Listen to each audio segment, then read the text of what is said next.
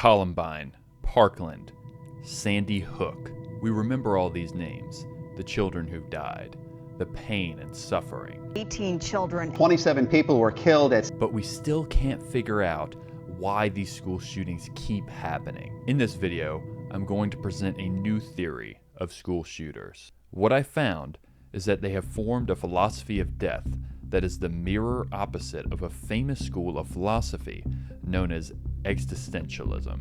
This anti-philosophy functions like a religion, and then it has beliefs, rituals, and even its own twisted form of deities. In this video, we'll explore them all. Please note that I do not endorse any of the views discussed in this video, and that this video is intended for educational purposes only. And with that, let's get started. Part 1. Columbine and Anti-Existentialism. The philosophy of death started with Eric Harris and Dylan Klebold at Columbine. Eric Harris starts off his journal with a dark statement. He writes, quote, "I hate the effing world," end quote. This is just the beginning of his dark ideological statements about reality. It's a place where he suffers indignities, disrespect. One of his friend's moms actually called him an injustice collector, which is made perfectly clear from his journal. He writes, quote, "You people could have shown more respect, treated me better, asked for my knowledge or guidance more, treated me more like a senior, and maybe I wouldn't have been so ready to tear your effing heads off," end quote. Eric Harris has been called both psychopathic and narcissistic by psychologists who have reviewed his case. Narcissists in particular get really mad whenever people don't give them the respect that they think they deserve. For Eric Harris and other school shooters, however, this idea extends to all of reality.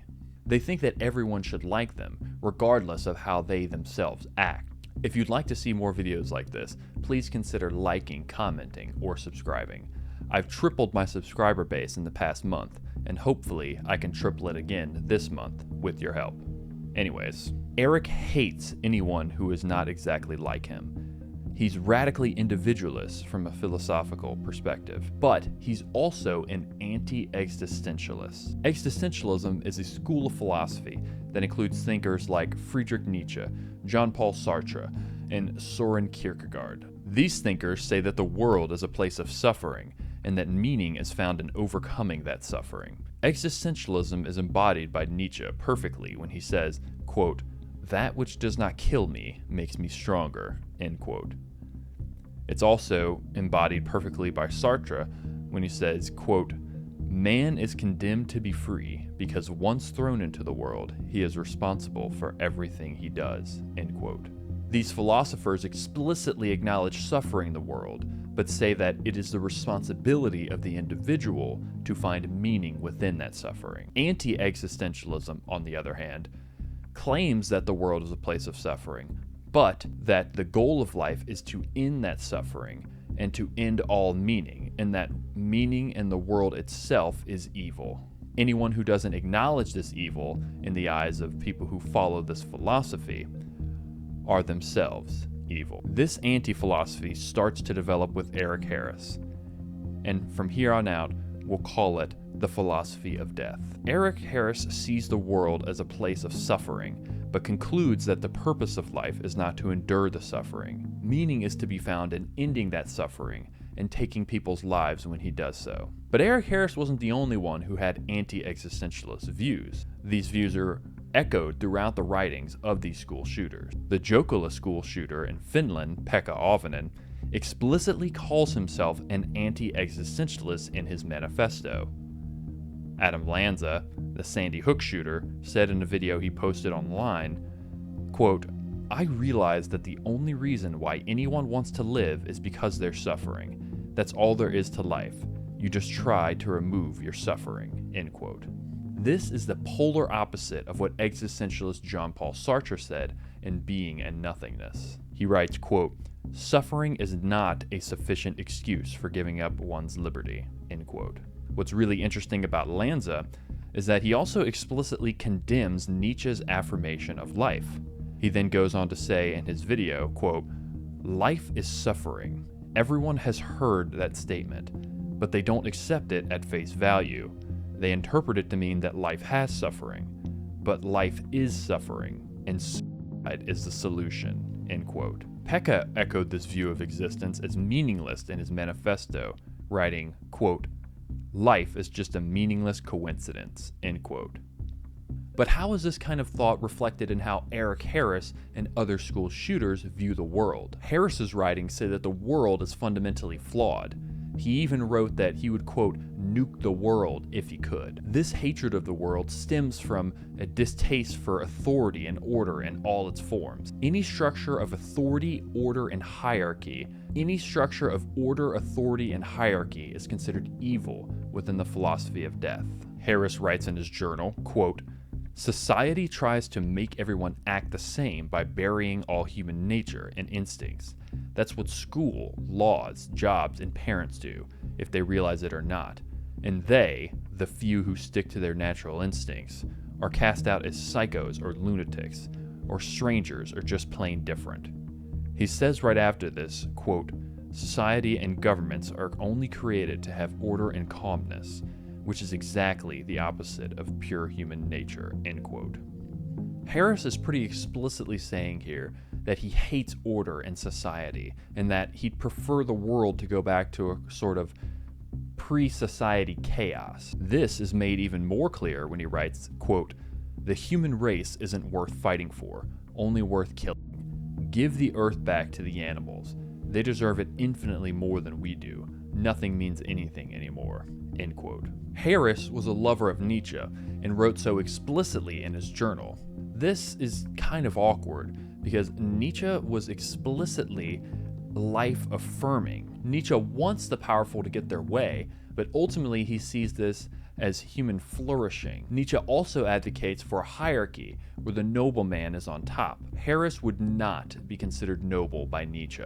Harris's projections of power and hatred would just be considered resentment by Nietzsche, and Nietzsche hates resentment. This distaste for order, authority, and society is key to understanding the motivations of these shooters, and forms a pillar of the philosophy of death. For example, Adam Lanza actually called the imposition of cultural values onto children bullying. He also wrote, quote, "I still emphasize culture so much because of how prominent it is.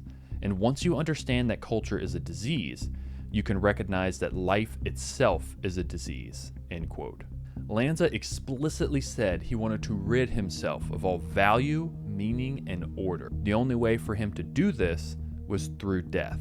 Pekka, the Jokela school shooter, also said these things. He had a list of likes and dislikes, which is very clearly a reference to Eric Harris's website, where he had a list of his likes and dislikes. Pekka wrote that he disliked religion, ideology, totalitarianism, democracy, and mass media. Basically, he disliked anything that told him what to do or gave him rules to follow. This attitude is embodied perfectly in Pekka's manifesto, where he writes, quote, "I have a free mind, and I choose to be free rather than live like a robot or slave. You can say I have a God complex, sure, but then you have a group complex." You can see threads of Nietzsche in Pekka's writing. And there's even evidence that he actually read Nietzsche extensively. If you take a look at the Finnish article on Wikipedia about this incident, you see that one of Pekka's former teachers actually said that he had read Nietzsche, but he said that Pekka did not understand Nietzsche. Nietzsche, for example, also would likely agree that, like Eric Harris, Pekka was also deeply resentful. He's not a noble man. Pekka also hated authority, just like Eric Harris and Adam Lanza did. We see similarities in this type of thinking emerge in other prominent school shooters, including the Virginia Tech shooter, the Santa Fe shooter, and many others. The words of Eric Harris in particular, though, are quite important. Psychologist Peter Langman, who studied school shooters for over a decade, has linked over 40 other school shootings to the Columbine shooting. What this means is that in a very sick and twisted way, Eric Harris has had a profound influence. He's a sort of twisted prophet of the philosophy of death. And that is just the beginning of where our patterns emerge. We see a bigger pattern emerge out of the distaste for order and society, and we almost see a sort of pseudo-religious nature to the philosophy emerge from this. Part 2. The pseudo-religious nature of school shooters. School shooters have a fairly coherent set of beliefs and ideas about the world that forms what looks like a philosophy, but if you dig a little deeper, you find that it almost has a pseudo-religious nature to it. When you think of religion, you might think of Christianity, Islam, Buddhism, but there are defining principles that are pretty similar across religion. A sociologist would use those principles to then define what exactly a religion is. One of the best definitions of religion comes from sociologist Emil Durkheim. Durkheim says that a religion has a moral community with shared beliefs about the sacred and the profane, which you can think of as good and evil, and it also has shared rituals. Let's look at the philosophy of death through this perspective. In an extremely messed up way, the sacred of the school shooter religion are those school shooters who have killed the most. So Eric Harris, Pekka Avonen, the Virginia Tech shooter, and the Parkland shooter often find themselves mentioned in the writings of other shooters. They're idealized, and they're even held to be gods in some cases, quite literally in the writings of these other manifestos and journals. The Orange High School shooter's entire journal was a shrine to Eric Harris, for example. He held him up as the perfect ideal and even dressed like him on the day of his attack, calling his own attack Operation Columbine. The Aztec High School shooter talked about Columbine constantly in comments online, saying that Eric Harris had style, and he even said that, quote, Columbine was effing awesome, end quote. Another school shooter in Germany just straight up wrote that, quote, Eric Harris is God, end quote. The Virginia Tech shooter's manifesto reads like a kind of Old Testament satanic rant where he literally compares himself to Jesus and says that his violent act is this sacred revolution of a sort. At one point he writes, quote, we martyrs like Eric and Dylan will sacrifice our lives, end quote. To these people, killing is sacred. Their journals and manifestos make this clear, while also laying out definitions of what we can think of as good and evil or sacred and profane, according to Emil Durkheim. That forbidden and evil is considered all of reality, the world, and humanity. We saw this a bit earlier in the video, with many of these school shooters explicitly calling the world itself evil. Eric Harris says he wants to nuke the world, and Adam Lanza called all of life suffering. But this feeling is shared by other school shooters. The Virginia Tech shooter's manifesto referred to humans as, quote, descendants of Satan, end quote. His manifesto reflected the broader assertions of other school shooters, asserting that other human beings were responsible for his pain and suffering. Ultimately, for him, the solution to his pain and suffering was mass murder. This sentiment of hatred of human beings is echoed across these journals and manifestos. It's echoed especially hard by the Pearl High School shooter, who actually came before Columbine. He wrote, quote, I am the hatred in every man's heart. I am the epitome of all evil. I have no mercy for humanity, for they created me. They tortured me until I snapped and became what I am today, end quote. Many of these writings echo what the notorious political philosopher Eric Voegelin said about ideological systems that would ultimately fail. Eric Voegelin wrote that any ideological system which rejected an aspect of reality would ultimately itself have to reject reality as a result, and then would try to socially engineer that reality to the perfect utopia that it had envisioned reality as being in the first place. These school shooters share beliefs not about just good and evil, but also some more general beliefs that are obviously religious in nature. For example, many school shooters use religious language about enlightenments or revolutions when describing their final act. Words like transcendence, godlike, or enlightened are constantly found in their journals and manifestos. They see their final act of death and violence as being a ritual necessary to achieve transcendence, and they often write of being above other people. Eric Harris wrote, quote, it's okay if I am a hypocrite, but no one else, because I am higher than you people, Pekka Aavanen echoed this, saying that he had evolved above other people. Elliot Rodgers, an infamous mass shooter who often gets mentioned by school shooters, named his final act the Day of Retribution. He explicitly glorified it as a final act of divine violent transcendence. He wrote, quote, "I am better than all of them. I am a god. Exacting my retribution is my way of proving my true worth to the world," end quote. Then there's Adam Lanza, who said in one audio recording, quote, "My enlightenment lies in death, where I do not have any value," end quote. Pekka repeatedly says in his manifesto that the strong and the enlightened should rise above the weak and stupid masses. He also writes that he understands reality on a different level, implying a kind of enlightenment. He writes, quote, "I am self-aware and realize what is going on in society.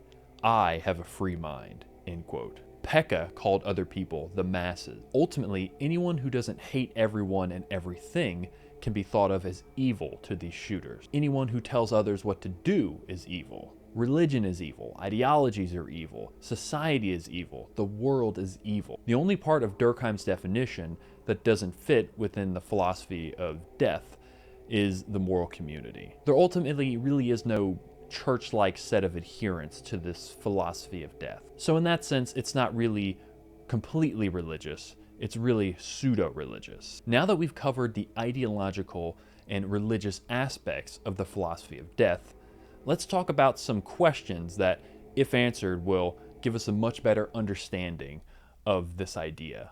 Part 3, the counter-arguments to my claims.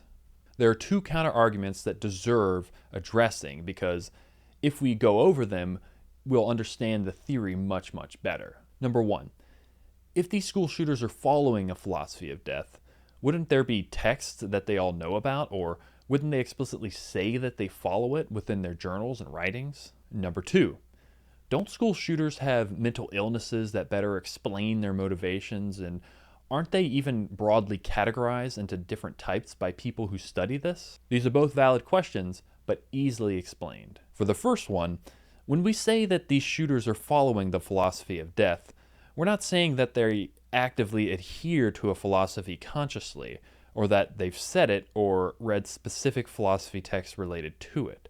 What we are saying is that their behaviors and their writings show the characteristics of the philosophy. For example, think about wokeness. When you say someone is woke, are you specifically saying that they're postmodern neo-Marxists who have read Marx, Michel Foucault, Herbert Marcuse, and Theodor Adorno? No, of course not. What you're saying is that they show a specific set of characteristics that align with these philosophies. And sometimes they even say what these philosophers said, even if they don't actually know that those are the words of the philosopher that they're saying. Okay, but what about mental illnesses and the categorizations of school shooters? The best writer on this topic is Dr. Peter Langman, who's written multiple books about it. He categorizes school shooters into three different broad categories: psychopathic, psychotic, and traumatized. The psychopaths are, of course, psychopathic and often antisocial, and that mostly explains the motivation. The psychotic are usually experiencing some kind of break with reality. So they've got some mental illness like schizophrenia or schizotypal, which you can think of as schizophrenia light. And these things kind of lead you to experiencing these episodes where you don't really understand what reality is. Then there's the traumatized, and these are the kind of people who have a horrible family background, very abusive, and honestly, unfortunately, you tend to expect that these type of people do this type of thing. But here's the catch. It doesn't matter what mental illness the school shooter had, and it doesn't matter what categorization they are in. Every single one who wrote prolifically expressed all of these aspects of the philosophy of death. The only one that's questionable here is the traumatized category. And this is because traumatized shooters really don't tend to leave behind that many writings. And the ones that we have are just very scarce and not enough to create a good idea of what they were thinking. In this video, We talked about Eric Harris, Adam Lanza, Pekka Avonen, Dylan Klebold, and several other shooters. Many fell into the psychopathic category, but some into the psychotic category. They had depression, anxiety, psychopathy, antisocial personality disorder, schizotypal personality disorder, and schizophrenia. But no matter what category or what mental illness, their writings all reflected the philosophy of death.